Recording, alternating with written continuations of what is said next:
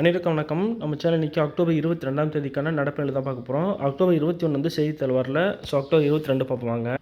முதல் செய்தியாக பாருங்கள். சென்னை ஐஐடியும் கேட்ஸ் இணைந்து நவம்பர் 5 முதல் தகவல் தொழில்நுட்ப மாநாடு. சென்னை ஐஐடியும் உலகளாவிய பிரிவான கேட்ஸ் நிறுவனத்துடன் இணைந்து நவம்பர் 5 தேதி முதல் தொடர்ந்து 3 நாள் வந்து தகவல் தொழில்நுட்ப மாநாட்டை சென்னையில் வந்து நடத்துகிறது. என்னென்னா புதுசாக வந்து உற்பத்தி பொருள் கண்டுபிடிச்சிருப்பாங்க. அது ரிலேட்டடான மாநாட்டையும் அந்த மின் பரிமாற்ற தீர்வு உள்ளிட்ட பொருட்களுக்கான மாநாட்டையும் தான் வந்து சென்னை ஐஐடி வந்து நடத்துது. அது வந்து பார்த்திங்கன்னா எந்த தலைப்புனா இந்திய நிறுவனங்களின் புதுமை கண்டுபிடிப்புகளில் உலகளாவிய தாக்கம் அப்படின்ற தலைப்பில் தான் வந்து சென்னை ஐஐடி நடத்துகிறாங்க. பார்த்துக்கோங்க. அடுத்ததாக நவம்பர் 9 நல்லி திசை 8 மொழியாக்க விருது வழங்கும் விழா. நல்லி திசை 8 மொழியாக்க விருது வழங்கும் விழா நவம்பர் 9ஆம் தேதி வந்து சென்னையில் நடக்குது. நல்லி நிறுவனம் திசை 8 மொழியாக்க காலாண்டில் ஆகியவை சார்பில் ஆண்டுதோறும் சிறந்த படைப்பாளர்களுக்கு வந்து இந்த நல்லிசை திசை 8 மொழியாக்க விருது வந்து வழங்கப்படுது. அதன் அடிப்படையில் 7 பேருக்கு வந்து கொடுக்குறாங்க.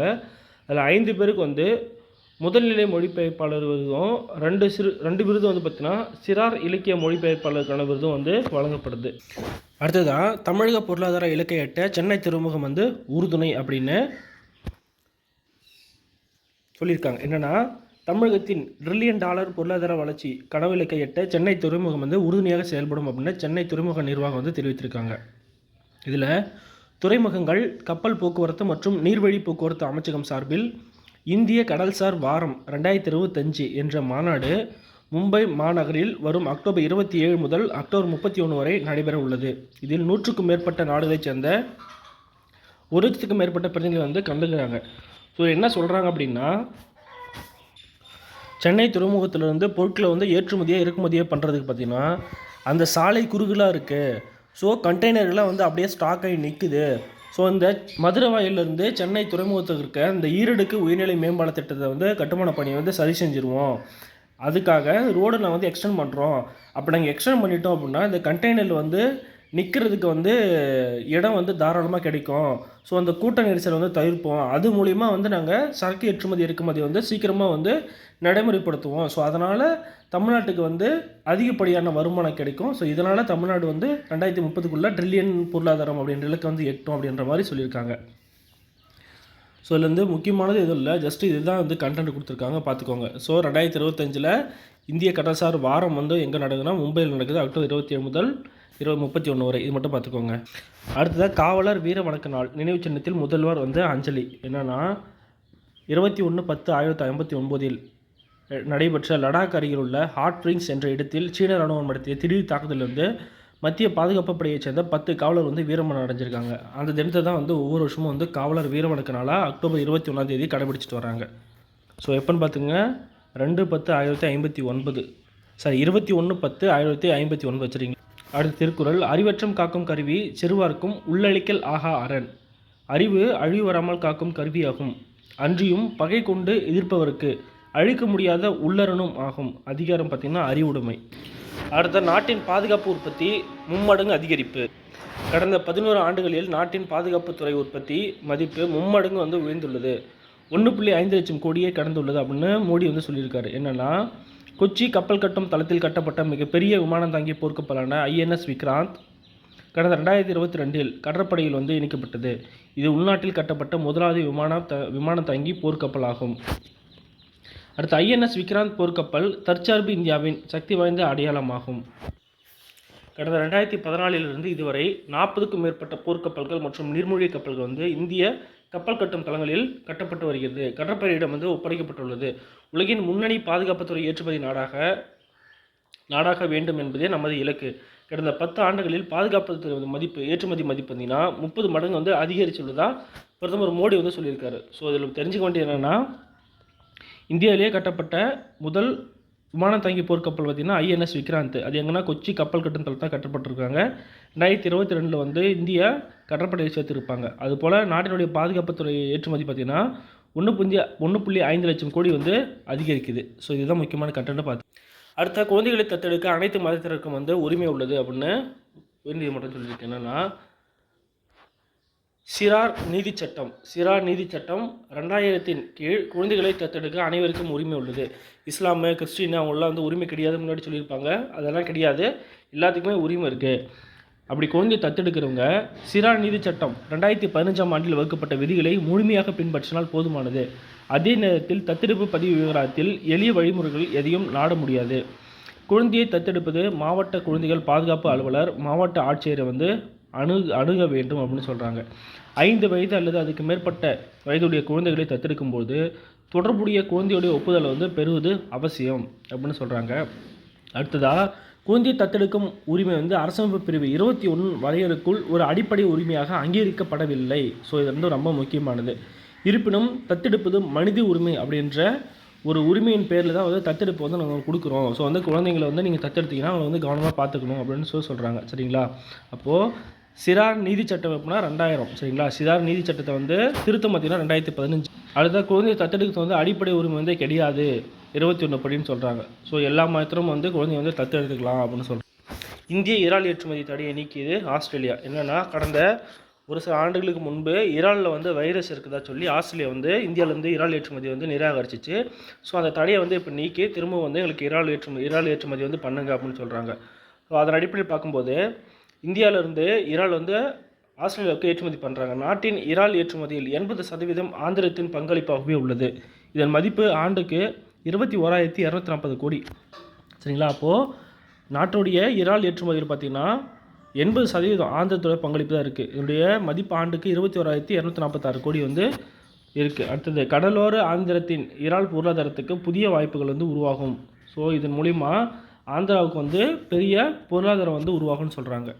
நம்ம ஆல்ரெடி பார்த்தோம் 21/10/1959 சீனாவுடைய படையெடுப்பால் ஒரு 10 மத்திய போலீஸார் இறந்துட்டாங்க, மத்திய கமாண்டோக்கள் இறந்துட்டாங்கன்னு பார்த்தோம். அதே போல் நேதாஜி சுபாஷ் சந்திர போஸால் இந்திய தேசிய இராணுவம் நிறுவப்பட்ட தினத்தையொட்டி எப்போ 1943 அக்டோபர் 21 எக்ஸ் தளத்தில் பதிவிட்டார் அமித்ஷா. நமது சொந்த இராணுவத்தின் மூலம் சுதந்திரத்தை அடைய முடியும் என்ற வலுவான நம்பிக்கையை இந்திய புரட்சியாளர்களின் இதயங்களில் வைத்தவர் நேதாஜி. அப்போது இந்திய தேசிய இராணுவம் எப்போ நிறுவப்பட்டது அப்படின்னா 1943 அக்டோபர் 21 தான் நிறுவியிருக்கார் நேதாஜி. அடுத்த 2025 ஃபிடே உலகக்கோப்பை செஸ் இலச்சினை அறிமுகம். வரும் அக்டோபர் 31 தொடங்கும் 2025 ஃபிடே உலகக்கோப்பை செஸ் போட்டிக்கான இலச்சினையை கோவா முதல்வர் பிரமோத் சவாந்த் அறிமுகப்படுத்தியிருக்காரு. அப்போது எங்கே இது நடக்க போகுதுன்னா கோவாவில் தான் நடக்க போகுது. சர்வதேச செஸ் சம்மேளனம் சார்பில் உலகக்கோப்பை செஸ் போட்டி அக்டோபர் 21 முதல் 27 வரை நவம்பர் 27 வரை ஏறக்குறைய 23 ஆண்டுகள் கழித்து இந்தியாவில் மீண்டும் இறுதிப் போட்டி நடைபெறுகிறது. இதில் 82 நாடுகளில் இருந்து 26 வீரர்கள் கலந்துக்கிறாங்க. மொத்த பரிசு தொகை பார்த்தீங்கன்னா 17.58 கோடி ஆகும். இது நாக் அவுட் முறையில் நடக்குது. உலகக்கோப்பைக்கான பாடலை பாடகர் தலேர் மெஹந்தி பாடியுள்ளார். அப்போது இந்த செஸ் ஃபிடே உலகக்கோப்பைக்கான பாடலை யார் பண்ணிருக்காங்கன்னா தலேர் மெஹந்தி. சரிங்களா? தலேர் மெஹந்தி தான் பாடியிருக்காரு. அதுக்கான இலச்சினை யார் வெளியிட்டிருக்காங்கன்னா கோவாவுடைய முதல்வர் பிரமோத் சவாத் தான் வெளியிட்டிருக்காரு. அடுத்தா பார்த்தீங்கன்னா முதல் 3 இடங்களை பெறுவோர் 2026 கேனடா போட்டிக்கு தகுதி பெற்றவங்க. அப்போ 2025 ஃபிடே உலகக்கோப்பை எங்கே நடக்குதுன்னா கோவாவில் தான் நடக்க போகுது, பார்த்துக்கோங்க. அடுத்து பாருங்கள், ஜப்பானின் முதல் பெண் பிரதமர் வரலாறு படைத்தார் சனே தகாய்ச்சி. ஆல்ரெடி முன்னாடியே பார்த்த நியூஸ் தான் இது. ஜப்பானின் முதல் பெண் பிரதமராக செவ்வாய்க்கிழமை தேர்ந்தெடுக்கப்பட்டதன் மூலம் அந்நாட்டின் பொருளாதாரம் மற்றும் பாதுகாப்புத்துறை முன்னாள் அமைச்சர் சனே தகாய்ச்சி புதிய வரலாறு படைத்துள்ளார். தகாய்ச்சி அங்கம் வகிக்கும் ஆளும் லிபரல் ஜனநாயக கட்சியின் கடந்த 2023ஆம் ஆண்டு முதல் பெற்ற கட்சி நிதியை கணக்கில் காட்டாமல் மறைத்தார் என்று குற்றச்சாட்டு எழுந்தது. அப்போ எந்த கட்சி? லிபரல் ஜனநாயக கட்சி. ஸோ ஜப்பானுடைய முதல் பெண் பிரதமர் யாருன்னா சனே தகாய்ச்சி. அவங்க எந்த கட்சினா லிபரல் ஜனநாயக கட்சி. சரிங்களா? இதுதான் நமக்கு முக்கியம். ஸோ அவ்வளோதான் தினமணியிலிருந்து முக்கியமான கண்டென்ட். அடுத்து இந்து தமிழுக்கு போகலாம். உழைப்பாளர்களை போற்றும் வகையிலும் மே தின நினைவாகவும் மெரினா கடற்கரையில் 1959 உழைப்பாளர் சிலை அமைக்கப்பட்டது. இது சென்னையின் முக்கிய அடையாளங்களில் ஒன்றாக திகழ்கிறது. கற்களால் ஆன இச்சிலையை ஓவியர் தேவி பிரசாத் ராய் சௌத்ரி வடிவமைத்தார். இப்போ அந்த உழைப்பாளர் தின சிலை 1959 வச்சுருக்காங்க.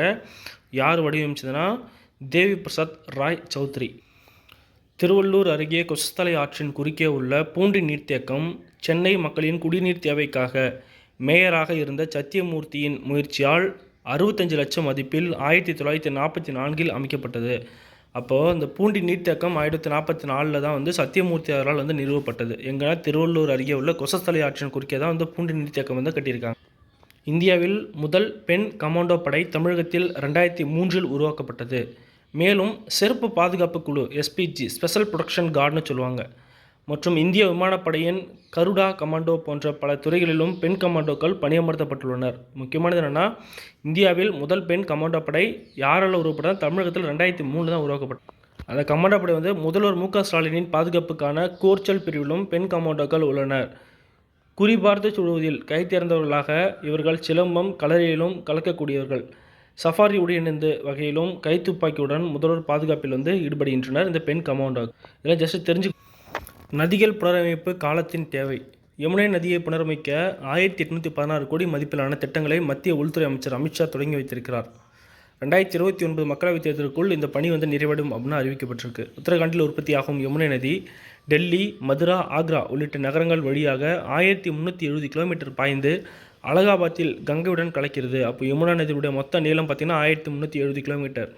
எங்கே? அலகாபாத்தில் கங்கை நதியில் கலக்கிறது. இது டெல்லி மாநகரத்தின் மையப்பகுதிக்குள் 2% யமுனை மட்டுமே பாய்கிறது. அப்போ டெல்லியில் 2% யமுனை மட்டும் பாய்கிறது. ஆனாலும் இங்கு தான் 80% வரை இந்நதி மாசடைகிறது. எங்கன்னா டெல்லியில். இந்த பிரச்சனை 90களின் தொடக்கத்திலேயே உணரப்பட்டதால் ஜப்பான் சர்வதேச கூட்டுறவு முகமையுடன் இணைந்து யமுனை நதி செயல் திட்டம் 1993லேயே தொடங்கப்பட்டது. இப்போது வரை யமுனை நதியை தூய்மைப்படுத்துவதற்காக ஏறக்குறைய 8000 கோடி செலவழிக்கப்பட்டிருக்கு. அப்போது யமுனை நதியை தூய்மைப்படுத்தும் திட்டம் ஜப்பானுடைய கூட்டுறவு முயற்சியால் 1993 ஸ்டார்ட் பண்ணியிருக்காங்க. இது வரைக்கும் 8000 கோடி செலவு பண்ணியிருக்காங்க. யமுனை நதி பார்த்திங்கன்னா கங்கையோடைய ஒரு துணை நதி. 2% டெல்லியில் பாயுது. அந்த 2% பாயறதாலேயே 80% வந்து அழுக்கடையுதாங்க. அடுத்தா இந்தியாவில் தொழிலாளர்களுடைய உரிமைகள் அப்படின்னு ஒரு கட்டுரை, சரிங்களா? அதில் முக்கியமானதை மட்டும் பார்ப்போம். இந்தியாவில் முதல் தொழிற்சாலை சட்டம் 1881 நடைமுறைக்கு வந்தது. சுதந்திரத்துக்கு பிறகு தொழிற்சாலை சட்டம் 1948 தொழிலாளர் பாதுகாப்புக்கு சீரான அடித்தளமிட்டது. இதன்படி கண்ணியமான பணிச்சூழலுக்கு பாதுகாப்பு உத்தரவாதம் அளிக்கக்கூடிய தொழிற்சாலை உரிமம், இயந்திர பராமரிப்பு, பணி நேரம், இடைவேளை, பணியிட உணவகம், மழலையர் காப்பகம் முதலான சட்டத்திட்டங்கள் வகுக்கப்பட்டன. காலச்சூழலுக்கு ஏற்ப இருமுறை சட்டத்திட்டத்தில் வந்து இதில் கொண்டு வரப்பட்டன. இதில் 1976 முதல் திருத்தமும், போபால் விஷவாயு கசிவு பேரழிவுக்கு பிறகு 1987 இரண்டாம் சட்ட திருத்தமும் நிறைவேற்றப்பட்டது. ஸோ இந்தியாவில் பார்த்திங்கன்னா முதல் தொழிற்சாலை சட்டம் எப்போனா சுதந்திரத்துக்கு முன்பு 1881. அதுக்கப்புறம் பார்த்திங்கன்னா 1948. அதில் வந்து பார்த்திங்கன்னா 2 திருத்தம் பண்ணியிருக்காங்க. எப்போனா 1976 ஒன்றும், போபால் விஷவாயு கசிவுக்கு அப்புறம் 1987 பண்ணியிருக்காங்க. அப்படி திருத்தம் கொண்டாலும் அது வந்து தொழிலாளர்களுக்கு வந்து உண்மையான உரிமை வந்து மீட்டு தந்துச்சான்னு பார்த்திங்கன்னா கண்டிப்பாக கிடையாது. பணியிடத்தில் காயமடைந்தவர்கள், மரணமடைந்தவர்களின் குடும்பத்தாருக்கு வாழ்நாள் ஊதியம் வரையிலான இழப்பீடுகளை வழங்க வேண்டும் என தொழிலாளர் இழப்பீட்டு சட்டம் 1923 சொல்லுது. பணியிடத்தை வந்து காயமடைச்சிட்டாங்க, எல்லாம் மரணம் அடைச்சிட்டாங்க அப்படின்னா அவங்க குடும்பத்துக்கு வந்து வாழ்நாள் முழுக்க இழப்பீடு வழங்கணும் அப்படின்னு தொழிலாளருடைய இழப்பீட்டு சட்டம் 1923 சொல்லுது. ஊழியர்களுக்கான மாநில காப்பீட்டு சட்டம் 1948 ஆகவே சுட்டி காட்டுகின்றன. ஆனால் நடைமுறையில் இவை வந்து அரிதாகவே கடைபிடிக்கப்படுகிறது. ஸோ 23 படி வாழ்நாள் ஊதியம் கொடுக்கணும், 48 படி பார்த்தோன்னா அவங்களுக்கு வந்து காப்பீடு வந்து கொடுக்கணும்னு சொல்கிறாங்க. ஆனால் இது எதுவுமே வந்து நடைமுறைப்படுத்தப்படல. சில இடத்துல தான் நடைமுறைப்படுத்தப்படுறாங்கன்னு சொல்கிறாங்க. இதெல்லாம் நமக்கு வந்து கண்டிப்பாக தெரிஞ்சிக்க வேண்டியது. ஸோ இதெல்லாம் நோட் பண்ணிக்கோ. சூரியன் 450 கோடி ஆண்டுகள் பழமையானதாகும். ஹைட்ரஜன் ஹீலியத்தாலான ஒளிரும் நட்சத்திரமான சூரியன் பூமியிலிருந்து 15 கோடி கிலோமீட்டர் தொலைவில் உள்ளது. சூரியனின் மையப்பகுதி வெப்பநிலை 1.5 கோடி டிகிரி செல்சியஸ் ஆகும். அதே உங்களுக்கான ஒரு கேள்வி, சூரியனுடைய புற வெப்பநிலை எவ்வளோ? அது வந்து கொரோனான்னு சொல்லுவாங்க. அதனுடைய வெப்பநிலை எவ்வளோன்னு கமெண்ட் செக்ஷனில் கமெண்ட் பண்ணுங்கள். அதே போல் சூரியனோட ஆராய்ச்சியாளர்கள் தான் வந்து ஆதித்ய L1 ராக்கெட்டை வந்து நம்ம அமைச்சிருப்போம். சரி. உலகின் மாசுபட்ட நகரங்கள் முதலிடத்தில் டெல்லி. உலகின் மாசுபட்ட நகரங்கள் பட்டியல் டெல்லி முதலிடத்தில் உள்ளது. சுவிட்சர்லாந்துடைய காற்றுத்தர தொழில்நுட்ப நிறுவனமான ஐக்யூஏஆரின் உலக காற்றுத்தர அறிக்கை 2025 தற்போது வெளியாகியுள்ளது. இந்த பட்டியலில் நம் நாட்டின் தலைநகரமான டெல்லி முதலிடத்தை பிடித்துள்ளது அப்படின்னு சொல்கிறாங்க. டெல்லியுடைய காற்றுத்தர குறியீடு வந்து 350 உள்ளது. அந்த ஐக்யூஏஆர்னு சொல்லுவாங்கள்ல, அது வந்து 350 இருக்குதுன்னு சொல்கிறாங்க. இதன் மூலம் வந்து உலகில் மோசமாக மாசுபட்ட நகரத்து பட்டியல் பார்த்திங்கன்னா டெல்லி இருக்குது. இந்தியர்களின் ஆயுள் காலம் வந்து இதன் மூலயமா 5.2 ஆண்டுகள் வந்து குறைகிறது அப்படின்னு மதிப்பிட்டிருக்காங்க. சரிங்களா? இதேபோல் இந்த பட்டியலில் மும்பை 5வது இடத்தையும், கொல்கத்தா 8வது இடத்தையும் பிடித்துள்ளது. இந்த பட்டியலில் பாகிஸ்தானில் லாகூர் வந்து 2வது இடத்தையும், கராச்சி 4வது இடத்தையும் வந்து பெற்றிருக்கு. இந்தியாவுடைய வாழ்நாள் எதிர்பார்ப்பு காலம் பார்த்தீங்கன்னா சாலிடாக வந்து சராசரியாக 67 ஆண்டுகள்னு சொல்லுவோம். ஸோ இதன் மூலயமா 5.2 ஆண்டுகள் வந்து குறையுது அப்படின்னு சொல்லியிருக்காங்க. அப்போது காற்று மாசுபட்ட நகரப்பட்டியலில் வந்து டெல்லி வந்து ஃபஸ்ட் பிளேஸ். யார் விட்டுருக்காங்கன்னா ஐக்யூஏஆர் அப்படின்ற சுவிட்சர்லாந்து நிறுவனம் தான் வந்து வெளியிட்ட அறிக்கையில் இருக்குது.